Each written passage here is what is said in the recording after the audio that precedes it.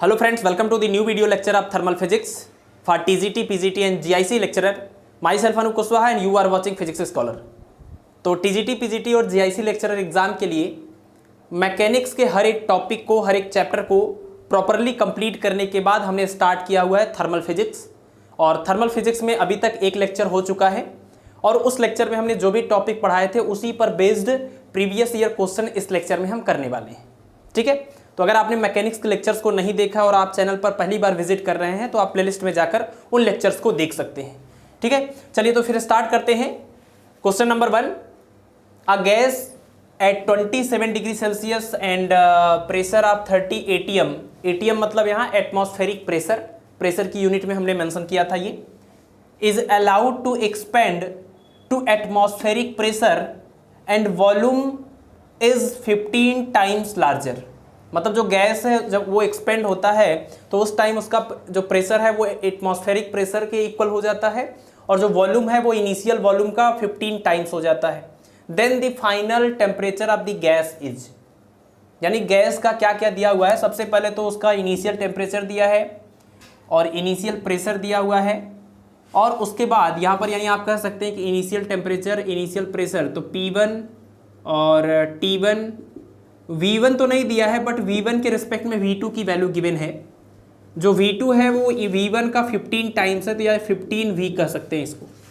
और जो T1 है वो देखिए 27 डिग्री सेल्सियस, जो टेम्परेचर है वो 27 डिग्री सेल्सियस है और ये जो कैपिटल T हमने लिखा है वो एब्सोल्यूट टेम्परेचर है। तो एब्सोल्यूट टेम्परेचर का मतलब केल्विन में मेजर होना चाहिए, तो इस डिग्री सेल्सियस को आपको केल्विन में मेजर करना पड़ेगा। यानी 273 ऐड कर देंगे तो ये केल्विन में आ जाएगा। कितना हो जाएगा ये 300 केल्विन। और प्रेशर कितना है, प्रेशर इज 30 ATM। ये इनिशियल प्रेशर और टेम्परेचर दिया हुआ है और वॉल्यूम को हमने मान लिया कि इनिशियल वॉल्यूम V है तो फाइनल वॉल्यूम 15V है, ये क्वेश्चन में गिवन है। और जो फाइनल प्रेशर है वो एटमॉस्फेरिक प्रेशर के इक्वल है। तो आपको पता है कि एटमॉस्फेयर का जो प्रेशर होता है, यानी एटमॉस्फेयर में हमारे ऊपर जितना प्रेशर लग रहा है that is atmospheric pressure, that is 1 ATM। यानी आप ये कह सकते हैं कि फाइनल प्रेशर जो क्वेश्चन में है वो एटमॉस्फेरिक प्रेशर के इक्वल है। एटमॉस्फेरिक प्रेशर कितना होता है 1 ATM के इक्वल। ठीक है, तो यानी आप P2 और V2 भी यहाँ से डिसाइड कर लिए। तो अब आपसे क्वेश्चन में पूछा गया है कि नया टेम्परेचर T2 क्या होगा। तो P1, V1 और T1 पता है, तो P2, V2 और T2 के साथ जो इसका रिलेशन आप बताएंगे that is gas equation. Gas equation आपको पता होगा। गैस इक्वेशन क्या है, P1 V1 upon T1 is equal to P2 V2 upon T2। Boyle's law और चार्ल्स लॉ को कंबाइन करने के बाद ये गैस इक्वेशन आता है, यानी कि PV by T is equal to constant आता है। तो इसी रिलेशन में आप देखिए P1 V1 T1 P2 V2 सारी वैल्यूज रखेंगे तो T2 तो कैलकुलेट हो जाएगा यहाँ से।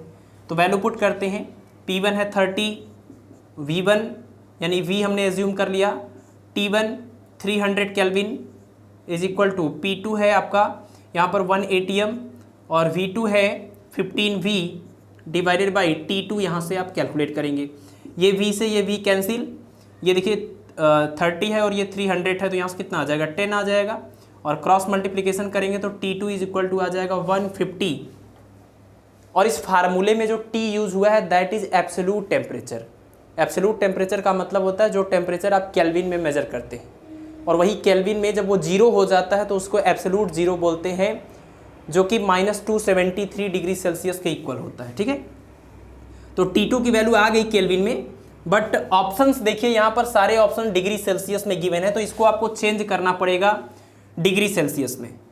तो देखिए डिग्री सेल्सियस को जब केल्विन में कन्वर्ट करना था तो 273 ऐड किया था, तो अगर आपको केल्विन को डिग्री सेल्सियस में कन्वर्ट करना है तो 273 आपको सब्ट्रैक्ट करना पड़ेगा, यानी T2 इन डिग्री सेल्सियस कितना हो जाएगा, इस 150 में से माइनस कर दीजिए 273।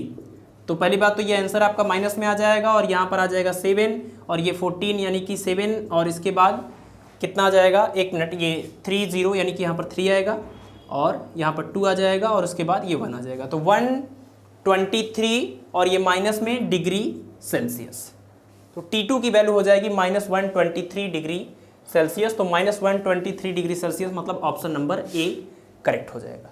ठीक है, तो आपको क्या करना है, यही रिजल्ट याद रखना है, गैस इक्वेशन का जो रिजल्ट होता है, इक्वेशन होता है, ये इक्वेशन याद रखना है, तो आप क्वेश्चन को सॉल्व कर लेंगे। चलिए क्वेश्चन नंबर 2 देखिए।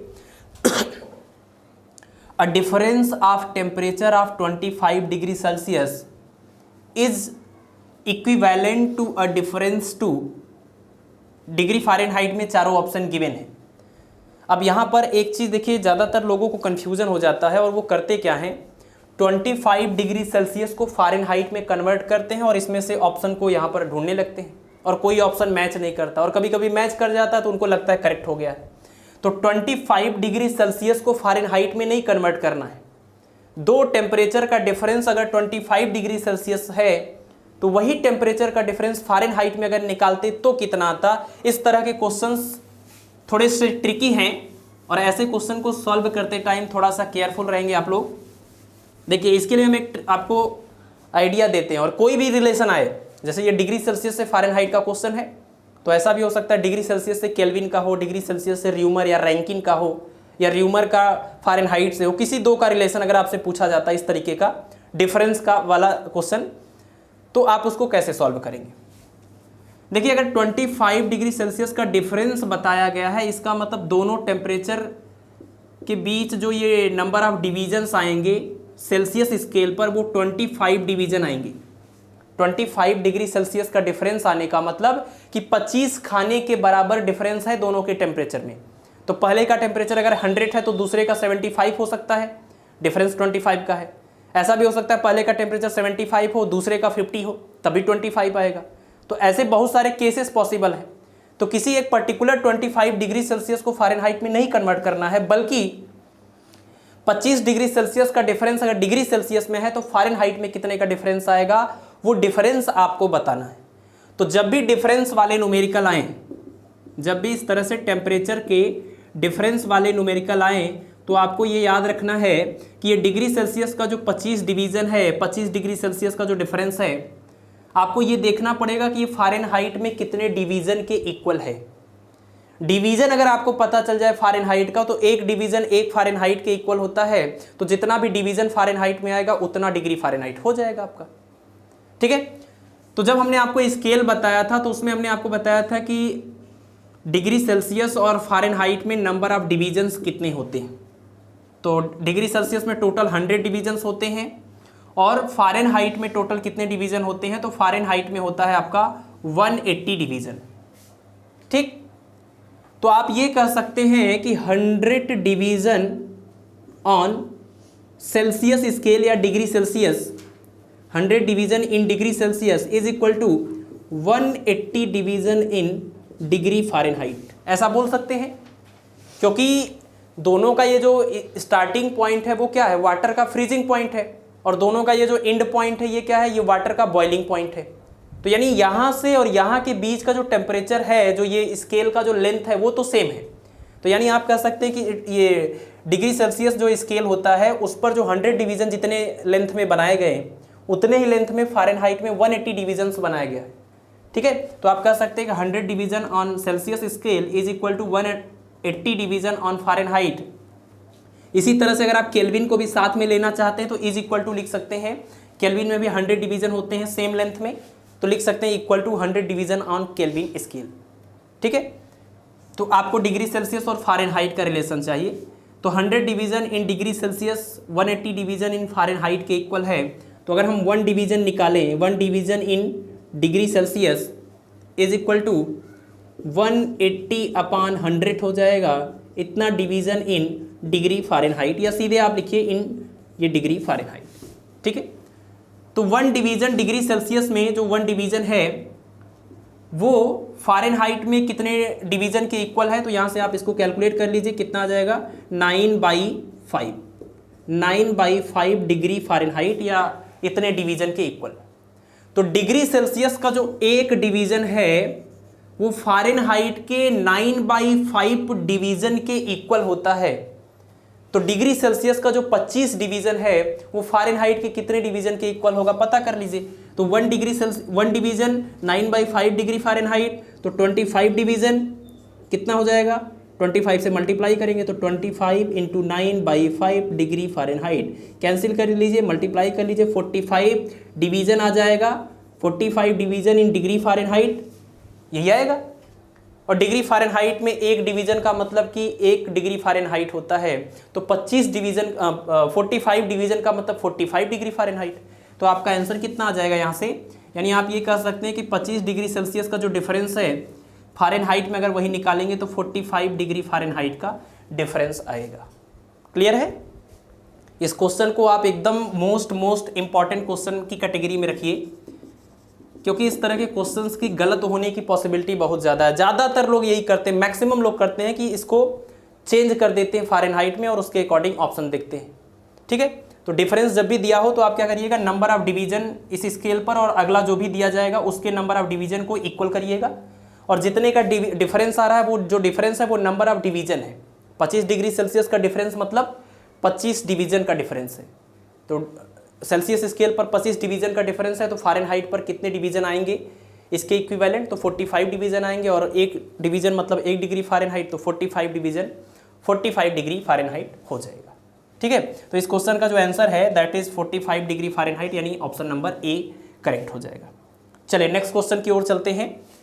थर्मो इलेक्ट्रिक थर्मामीटर, हमने पॉइंट आउट किया था कि सबसे इंपॉर्टेंट जो 5 थर्मामीटर हमने बताए उसमें सबसे ज़्यादा जो क्वेश्चंस आते हैं, सबसे इंपॉर्टेंट जो थर्मामीटर है वो वही थर्मोकपल थर्मोमीटर या फिर थर्मो इलेक्ट्रिक थर्मामीटर बोलते हैं, जो सीबेक इफेक्ट पर बेस्ड था। तो इस क्वेश्चन में सीधे सीधे यही पूछा गया कि किस पर बेस्ड है, तो वो सीबेक इफेक्ट पर बेस्ड है। क्या होता है सीबेक इफेक्ट?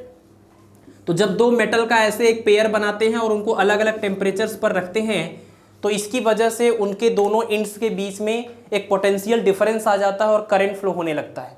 इसी इफेक्ट को बोलते हैं सीबेक इफेक्ट। और जो यहाँ पर मेटल का पेयर, पॉपुलर पेयर है वो क्या है, एंटीमनी और बिस्मथ है, इसके अलावा कापर और आयरन है। ठीक है, इसी को बोलते हैं सीबेक इफेक्ट। ये जो पेयर बनता है इसको हम बोलते हैं थर्मोकपल, और जिस थर्मामीटर को हम इस प्रिंसिपल पर बनाते हैं उस थर्मामीटर को बोलते हैं थर्मोकपल या थर्मो इलेक्ट्रिक थर्मामीटर। तो इसको आपको ध्यान रखना है, बहुत ही इंपॉर्टेंट ये थर्मामीटर है। इसका ग्राफ वगैरह, ग्राफ भी हमने आपको बता दिया था, इस तरह का ग्राफ होता है। जिस टेम्परेचर डिफरेंस पर मैक्सिमम ईएमएफ होता है उसको हम बोलते हैं, इस पॉइंट को हम क्या बोलते हैं, इसको हम बोलते हैं न्यूट्रल पॉइंट, या इस टेम्परेचर को न्यूट्रल टेम्परेचर। और जिस पॉइंट के बाद, जिस एक पर्टिकुलर पॉइंट के बाद डायरेक्शन ऑफ ईएमएफ या डायरेक्शन ऑफ करंट चेंज हो जाता है इसके अंदर, कपुल के अंदर, थर्मोकपल के अंदर, उस टेम्परेचर को हम बोलते हैं इन्वर्जन टेम्परेचर, या इस पॉइंट को इन्वर्जन पॉइंट बोलते हैं, उत्क्रमण ताप। तो उदासीन ताप, उत्क्रमण ताप, ये भी आपको पता होना चाहिए। आप देखिए, अगर आपको ईएमएफ की वैल्यू वगैरह दी हुई है तो क्वेश्चन सॉल्व करते टाइम अगर आपसे न्यूट्रल टेम्परेचर यानी कि उदासीन ताप पूछा गया है तो ध्यान रखिएगा, उदासीन ताप पर जो ईएमएफ है वो मैक्सिमम है और इन्वर्जन पॉइंट पर जो ईएमएफ है वो 0 है। तो इस मेन पॉइंट्स को आप ध्यान रखिएगा, तभी इस पर बेस्ड न्यूमेरिकल को सॉल्व कर पाएंगे। तो ये तीनों क्वेश्चन आप नोट करिए। इसमें सबसे ज़्यादा स्पेशल जो था वो आपका क्वेश्चन नंबर 2 था। डिफरेंस वाले क्वेश्चन थोड़े स्पेशल होते हैं। अब हम लोग देखते हैं क्वेश्चन नंबर 4। चलिए तो क्वेश्चन नंबर 4 देखते हैं। क्वेश्चन नंबर 4 में दिया हुआ है platinum wire has resistance of 10 ohm at 0 degree Celsius and 20 ohm at 273 degree Celsius. Find the value of coefficient of resistance. तो कोफिशिएंट ऑफ रेजिस्टेंस क्या है? कोफिशिएंट ऑफ रेजिस्टेंस अल्फा से एक्सप्रेस करते हैं। और आप देखिए ये जो क्वेश्चन है वो प्लेटिनम रेजिस्टेंस थर्मामीटर का क्वेश्चन है, यानी रेजिस्टेंस थर्मामीटर जिसको बोलते हैं, प्लेटिनम मटेरियल उसमें यूज होता है। तो इसमें हमने आपको 2 फार्मूले बताए थे। एक तो ये जो रिलेशन होता है RT is equal to R0 1 plus alpha delta T. यहाँ से जब इसको सॉल्व करते हैं तो अल्फा की वैल्यू आती है RT माइनस R0 अपान R0 इंटू डेल्टा टी। ये temperature coefficient alpha find out करने के लिए आप ये फार्मूला यूज कर सकते हैं।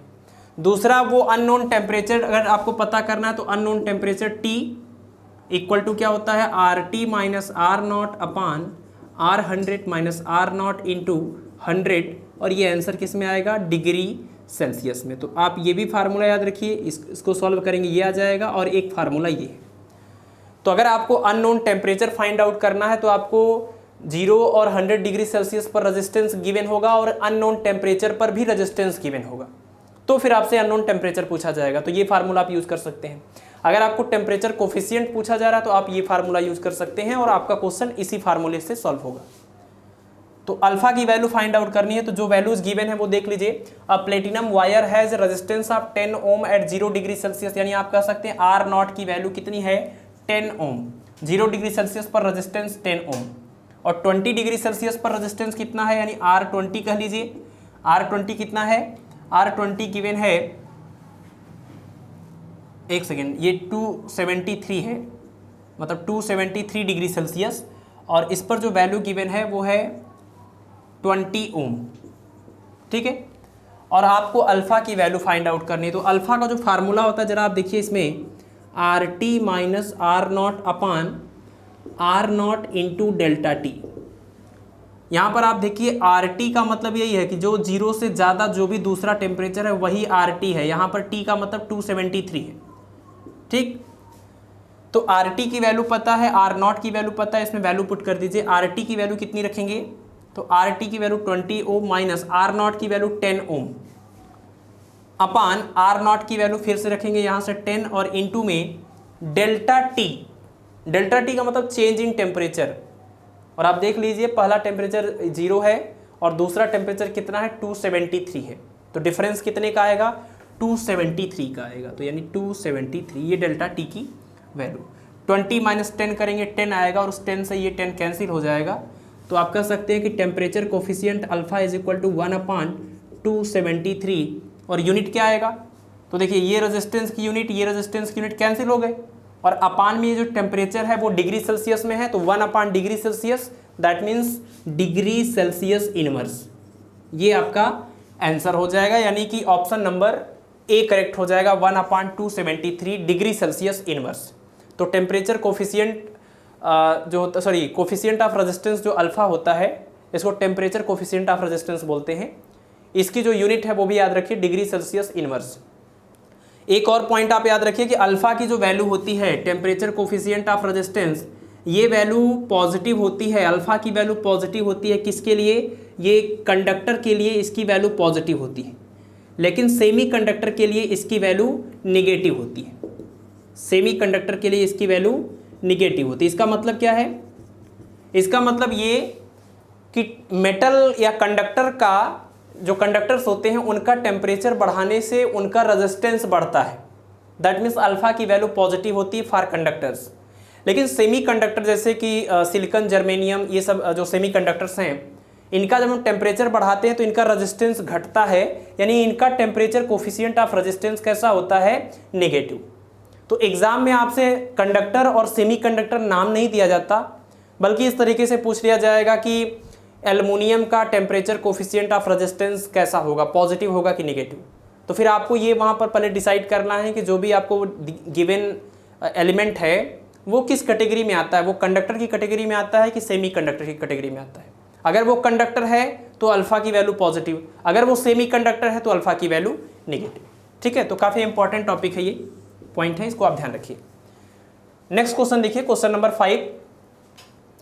At 0 Kelvin, which of the following properties of a gas will be 0? मतलब 0 केल्विन पर गैस की कौन सी प्रॉपर्टी 0 हो जाती है, ये आपको बतानी है। ऑप्शन है kinetic energy, potential energy, density, mass. तो देखिए 0 केल्विन जो टेम्परेचर होता है इसकी हमने डिफिनीशन आपको बताई है। पिछले लेक्चर में अगर आपने देखा होगा तो आपको हमने एब्सोल्यूट जीरो और एब्सोल्यूट टेम्परेचर जो होता है उनकी डिफिनीशन हमने बताई थी। एब्सोल्यूट टेम्परेचर क्या होता है, एब्सोल्यूट टेम्परेचर का मतलब कि जो टेम्परेचर आप केल्विन में मेजर करते हैं उसी को एब्सोल्यूट टेम्परेचर कहा जाता है। और केल्विन में जब वो 0 टेम्परेचर हो जाए यानी 0 केल्विन हो जाए तो इसको हम एब्सोल्यूट 0 बोलते हैं, इसी को हम एब्सोल्यूट 0 बोलते हैं। और ये जो 0 केल्विन है वो डिग्री सेल्सियस में कितने के इक्वल होगा, तो -273 डिग्री सेल्सियस के इक्वल। तो ये एब्सोल्यूट 0 टेम्परेचर है। इसकी डिफिनीशन क्या है, तो एब्सोल्यूट 0 यानी कि -273 डिग्री सेल्सियस वो मिनिमम टेम्परेचर है जिस पर किसी गैस के सभी मॉलिक्यूल्स की काइनेटिक एनर्जी खत्म हो जाती है, यानी सभी मॉलिक्यूल्स रेस्ट में आ जाते हैं, उनका मोशन या वाइब्रेशन खत्म हो जाता है, उस टेम्परेचर को, उस मिनिमम टेम्परेचर को हम बोलते हैं एब्सोल्यूट जीरो। और वो कितना है मिनिमम टेम्परेचर? -273 degree Celsius. और आपको ये भी याद रखना कि इससे मिनिमम टेम्परेचर पॉसिबल नहीं है। तो ये सबसे कम से कम जो टेम्परेचर हो सकता है वही है माइनस, यहाँ पर मिलता है, ग्राफ में हमने प्लॉट करके बताया था वॉल्यूम और इसके साथ ग्राफ खींचा था, तो यहाँ पर -273 डिग्री सेल्सियस। ठीक है, तो जो स्टैंडर्ड डिफिनीशन है इसकी वही है कि एब्सोल्यूट जीरो वो टेम्परेचर है जिस पर किसी भी गैस के मॉलिक्यूल्स की काइनेटिक एनर्जी खत्म हो जाए या मोशन खत्म हो जाए। और आप देखिए कि यहाँ से ये पता कैसे चलेगा काइनेटिक एनर्जी खत्म हो गई, तो E equal to kinetic energy का फार्मूला 3/2 kT, और ये जो टेम्परेचर है, ये टेम्परेचर केल्विन में यहाँ लिखा जाता है फार्मूले में, तो केल्विन में अगर आप जीरो रखते हैं यहाँ पर तो ये पूरी वैल्यू जीरो आएगी, यानी kinetic energy of molecules of gas will be zero at 0 Kelvin, यानी कि एब्सोल्यूट जीरो पर। तो एब्सोल्यूट जीरो पर किसी भी गैस के मॉलिक्यूल्स की काइनेटिक एनर्जी खत्म हो जाती है, तो यही वाली वैल्यू क्या हो जाएगी? जीरो हो जाएगी। ठीक है, तो डिफिनीशन याद रखिएगा आप, एनर्जी का ये फार्मूला याद रखिए काइनेटिक एनर्जी का गैस के लिए, ये ग्राफ याद रखिएगा, ये भी याद रखिए कि ये मिनिमम पॉसिबल टेम्परेचर है। नेक्स्ट क्वेश्चन देखिए, question number 6, the temperature which gives the same observations on rumour and Fahrenheit scale. आपको ये बताना है कि इन र्यूमर स्केल जो होता है टेम्परेचर के 5 scale, degree Celsius, Fahrenheit, kelvin, rumour and Rankine, तो आपको बताना है कि वो कौन सी वैल्यू है, वो कौन सा रीडिंग है जो र्यूमर और फ़ारेनहाइट दोनों में सेम वैल्यू को बताता है। इस तरह का एक क्वेश्चन आपने डिग्री सेल्सियस और फ़ारेनहाइट के केस में खूब पढ़ा होगा और कई बार एग्जाम्स में पूछा भी गया है कि वो कौन सी रीडिंग है जो डिग्री सेल्सियस मतलब सेल्सियस स्केल और फ़ारेनहाइट स्केल पर सेम वैल्यू को बताता है। दैट इज़ -40 डिग्री, यानी -40 डिग्री सेल्सियस और -40 डिग्री फ़ारेनहाइट दोनों सेम वैल्यू होती है। जबकि आपको पता है कि डिग्री सेल्सियस और फ़ारेनहाइट दोनों अलग अलग वैल्यू से स्टार्ट होते हैं। ये 0 से स्टार्ट होता है डिग्री सेल्सियस और फ़ारेनहाइट 32 से स्टार्ट होता है। लेकिन इन दोनों स्केल पर जहाँ -40 डिग्री सेल्सियस मिलेगा, उसी के जस्ट सामने -40 डिग्री फ़ारेनहाइट भी आपको मिल जाएगा। तो बिल्कुल इस तरह से सवाल है, लेकिन इस बार र्यूमर और फ़ारेनहाइट का पूछा गया है। तो कुछ नहीं करना है, याद नहीं रखना है आपको बिल्कुल भी कि इसकी वैल्यू कितनी होती है। अगर उसमें -40 डिग्री आता है तो इसमें कितना आएगा। आपको इंटर कन्वर्जन तो पता ही है कि आपस में कैसे कन्वर्ट करते हैं एक स्केल को दूसरे स्केल में। रिलेशन क्या था? C/100 is equal to F-32 upon 180 is equal to K-273 upon 100 is equal to R/4 is equal to Rankine -492 upon, यहाँ पर 80 होता है और ये 180 हो। ये रिलेशन आपको पता ही है, तो किसी भी दो को आपस में आप कन्वर्ट कर सकते हैं। क्वेश्चन आपका र्यूमर और फ़ारेनहाइट का है, तो ये र्यूमर हो गया, ये फ़ारेनहाइट हो गया। तो F-32 अपान 180 इक्वल होता है R/80 के। क्वेश्चन में आपको ये कहा गया है कि वो कौन सा स्केल है जिस पर फ़ारेनहाइट और र्यूमर दोनों सेम रीडिंग बताते हैं, तो यानी कंडीशन के according F equal to R कर दीजिए। तो चाहे F की जगह पर R रखिए, R की जगह पर F रखिए, क्या आ जाएगा? F-32 upon 180 is equal to, यहाँ भी F रख दीजिए, अपान 80। 0 से 0 कैंसिल हो जाएगा, 2 से कैंसिल करिए 4 आ जाएगा, यहाँ पर 9 आ जाएगा। क्रॉस मल्टीप्लिकेशन करेंगे तो 4F माइनस ये कितना हो गया? 4 × 2 8 और ये 12। 4F माइनस 128 is equal to 9F is equal to 9F। Transpose कर दीजिए, इसको इधर ले जाएंगे, इसको इधर ले आएंगे तो कितना आएगा? -5F is equal to -5F equal to, यहाँ से आ जाएगा ये प्लस में 128 और F इक्वल टू कितना आ जाएगा? तो F इक्वल टू आ जाएगा -128 अपान 5।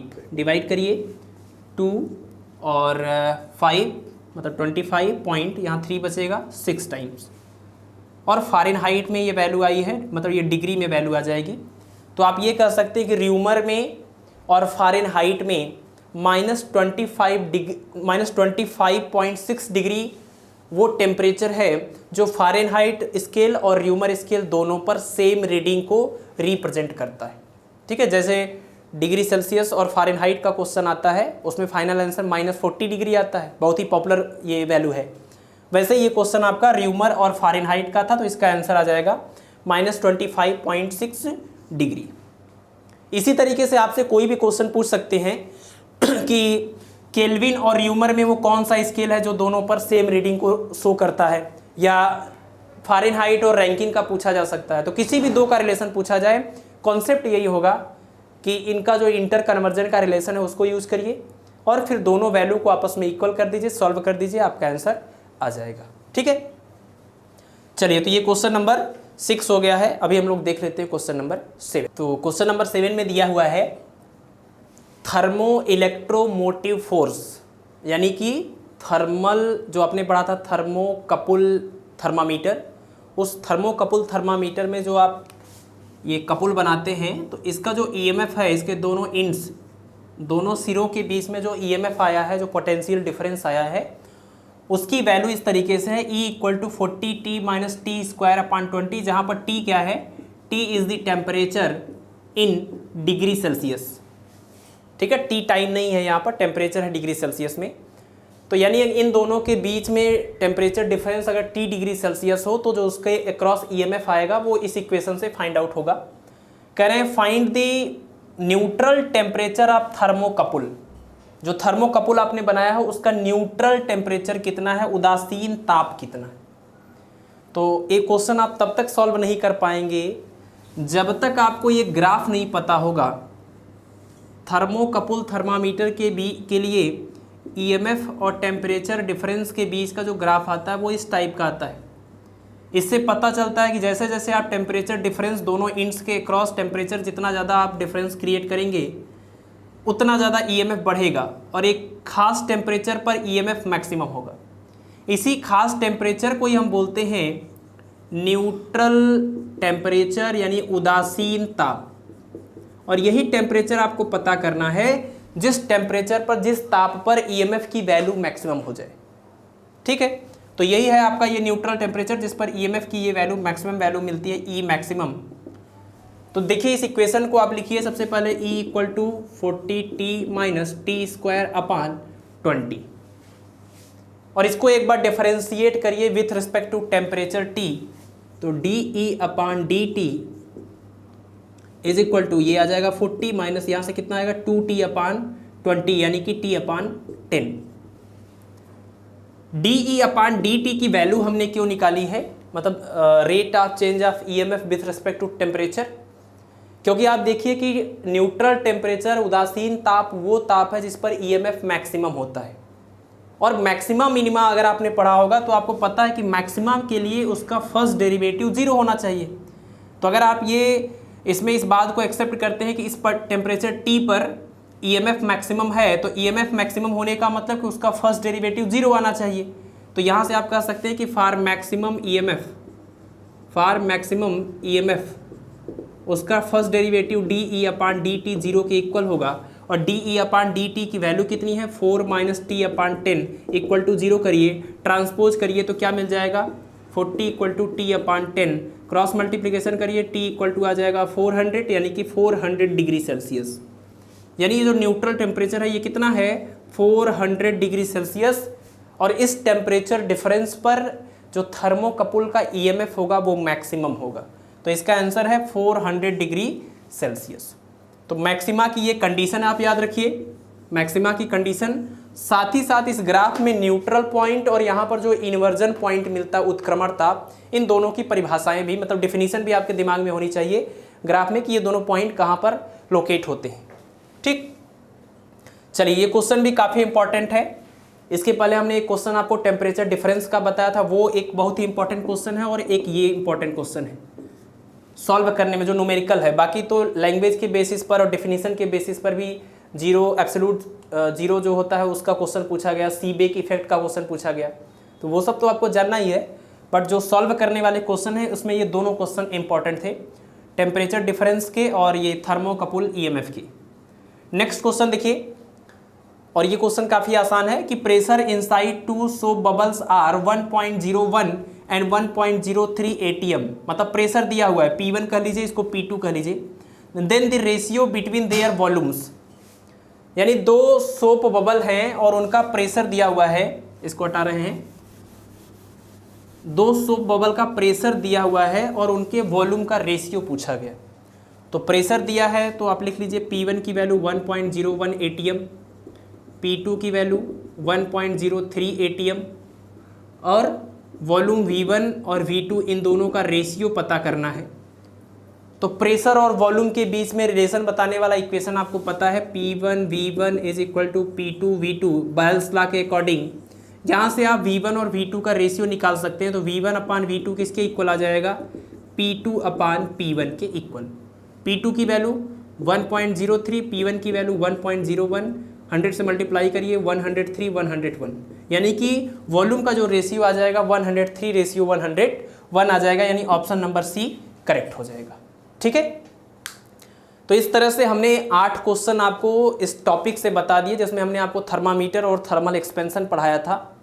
कुछ चीज़ें अभी हम नेक्स्ट क्लास में भी आपको डिस्कस करेंगे, जैसे gas equation, बायल्स law, Charles law, specific heat, latent heat, heat capacity, principle of calorimetry. तो नेक्स्ट लेक्चर में हम ये जितना भी हमने अभी टॉपिक आपको बताया, ये हम टॉपिक आपको बताएंगे और उसी लेक्चर में उस पर बेस्ड प्रीवियस ईयर और इम्पोर्टेंट न्यूमेरिकल्स भी करेंगे, क्योंकि ये बहुत लेंदी नहीं है। ये 20 से 25 मिनट या आधे घंटे के अंदर सारा डिस्कशन थियरी का हो जाएगा और सेम टाइम में, बचे हुए टाइम में हम न्यूमेरिकल भी कर लेंगे। तो 1 घंटे और सवा घंटे के लेक्चर के दौरान वो दोनों चीज़ें कल के लेक्चर में कंप्लीट हो जाएंगी। ठीक है, 2 क्वेश्चन आपका होमवर्क है, आप लोग सॉल्व करिएगा और सॉल्व करके आप कमेंट बॉक्स में अपना आंसर बताइएगा। क्वेश्चन नंबर 9 सॉल्व करना है आपको, क्या है, और अगर आपने लेक्चर थियरी वाला लेक्चर पढ़ा होगा तो बहुत आसानी से इन क्वेश्चंस को कर सकते हैं। पहला ये क्वेश्चन नंबर 9 क्या है, व्हेन वाटर फ्रीजेज, जब पानी जमता है, the distance between the molecules decreases, increases, becomes zero, not changes. तो आपको इसमें से बताना है कि कौन सा आंसर करेक्ट है। जब पानी जमता है तो उसके मॉलिक्यूल्स के बीच का डिस्टेंस कम होता है कि ज़्यादा होता है कि जीरो हो जाता है या कोई भी चेंज नहीं होता है। ठीक है, और question number 10, if volume of a block of metal, मतलब किसी मेटल का एक टुकड़ा है, चेंजेस बाई 0.1%, जो उसका वॉल्यूम चेंज हो रहा है, उसका जो आयतन परिवर्तन है वो परिवर्तन परसेंटेज में दिया 0.12%। और आगे करें, when it is heated through 20 degree Celsius, जब इसका टेम्परेचर 20 डिग्री सेल्सियस तक बढ़ाया जाता है, what is the coefficient of linear expansion. एक चीज हम आपको यहां पर हिंट दे देते हैं, ये जो 0.12% दिया हुआ है ये परसेंटेज चेंज इन वॉल्यूम है। और आपने अगर अल्फा, बीटा और गामा, ये थर्मल एक्सपेंशन के तीनों कोफिशिएंट आपने पढ़े होंगे, लीनियर कोफिशिएंट और एरियल कोफिशिएंट और वॉल्यूम कोफिशिएंट, तो आपको पता है कि ये लेंथ से रिलेटेड है, ये एरिया से और ये वॉल्यूम से। इन तीनों का आपस में भी इंटर रिलेशन होता है, जो हमने लास्ट लेक्चर में आपको बताया था। तो यहाँ पर वॉल्यूम का परसेंटेज चेंज दिया हुआ है, लेकिन आपसे गामा पूछा नहीं गया। गामा जो कि वॉल्यूम से डायरेक्टली कनेक्टेड होता है, गामा नहीं पूछ के आपसे पूछा गया है अल्फा की वैल्यू, यानी कि कोफिशिएंट ऑफ लीनियर एक्सपेंशन। तो इस क्वेश्चन को आप ध्यान से सॉल्व करिएगा, हमने हिंट भी दे दिया है, और चारों ऑप्शन में से कौन सा ऑप्शन करेक्ट होगा ये आपको बताना है। और आप लोगों को अगर हमारे लेक्चर्स पसंद आते हैं तो आप जो भी आपका फीडबैक है वो आप कमेंट बॉक्स में अपना फीडबैक देते रहिए, ताकि हम मोटिवेटेड रहें और अच्छे से अच्छे वीडियोस बनाते रहें। जिनको भी नहीं पता है आप लेक्चर को उनके साथ शेयर कर सकते हैं और सब्सक्राइब कर सकते हैं। ठीक है, मिलते हैं आपसे नेक्स्ट लेक्चर में, तब तक आप पढ़ाई करते रहिए, स्वास्थ्य का ध्यान रखिए।